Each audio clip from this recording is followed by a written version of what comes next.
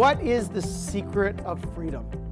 Passover is an 8-day holiday that we celebrate the fact that God redeemed us from a house of bondage in Egypt. It is a concept that's so powerful, we are commanded to remember it every single day. Every holiday, we remind ourselves, God took us out of Egypt. The first commandment in the Ten Commandments reads, I am the Lord your God who brought you out of the house of Egypt. But what kind of freedom was this anyway? For the lion's share of Jewish history, the Jewish people have been pushed around, unwelcome guests in other people's lands. There have been pogroms decreed against us, even genocide.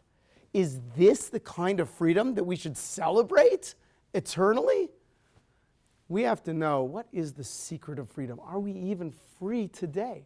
Jews approach holidays on two levels. One, a national historical approach, and a second way, a more personal and spiritual way. Let's look at the first approach. See, initially, when God created the universe, he created this concept which we call freedom. The national manifestation of freedom was the Jewish people picking up and leaving Egypt. This is very powerful. But when we left Egypt, we just didn't go on our merry little way. We went to the foot of Mount Sinai. We received the Torah and our national mission.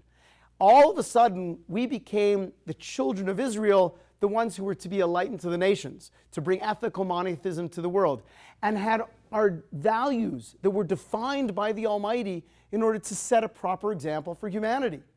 So now, no matter where we would go, no matter who would oppress us, we were Jews. And we knew we were Jewish. And we knew we had a mission and a purpose. And we knew what was right from what was wrong. At that point, we are free.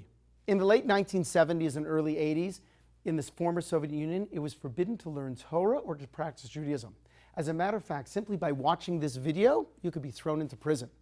There were certain people who refused to accept the decree of the government, and they were called refuseniks.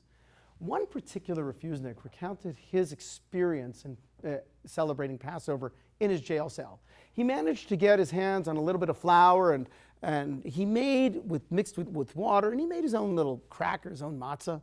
He also got a hold of some mustard, and that was his bitter herb. And when he ate his matzah and bitter herb together, he thought to himself, I am more free than my captors, because no matter what they say, they cannot stop me from knowing who I am and what I stand for. This is the first secret of freedom, knowing who you are and what you stand for.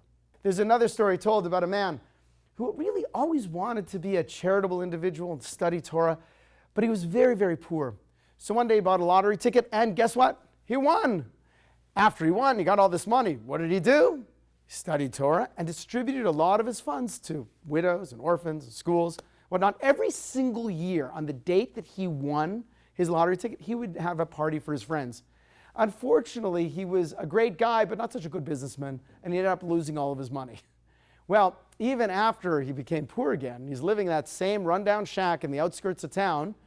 Every year on that date where he initially won his fortune, he would have a party for his friends. After a while, his friends said, why are you doing this? You're no longer a wealthy man. Said the most remarkable thing.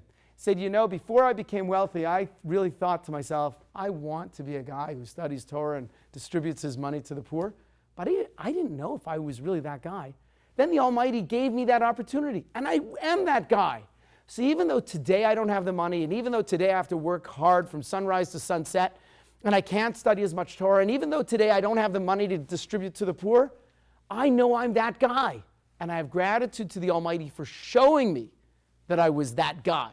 And that's the second aspect about true freedom. Not only do we have to know who we are and what we stand for, we have to have gratitude to the Almighty for allowing us to bring that potential into fruition. And I believe this is one of the symbols of matzah. See, matzah is flour and water. It's baked real fast. And it has that message of getting back to basics, focusing on what's fundamental in our lives. If you want to know who you are, strip away the pomp and the ceremony and ask yourself, what is most important to you today? That perhaps might also be why so many people celebrate Passover with their families. Because at the end of the day, we have our families, we have our God, we have our identity.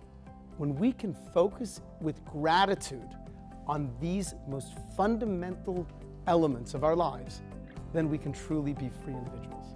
I'm Rabbi Wyne of the Young Israel Aish in Las Vegas.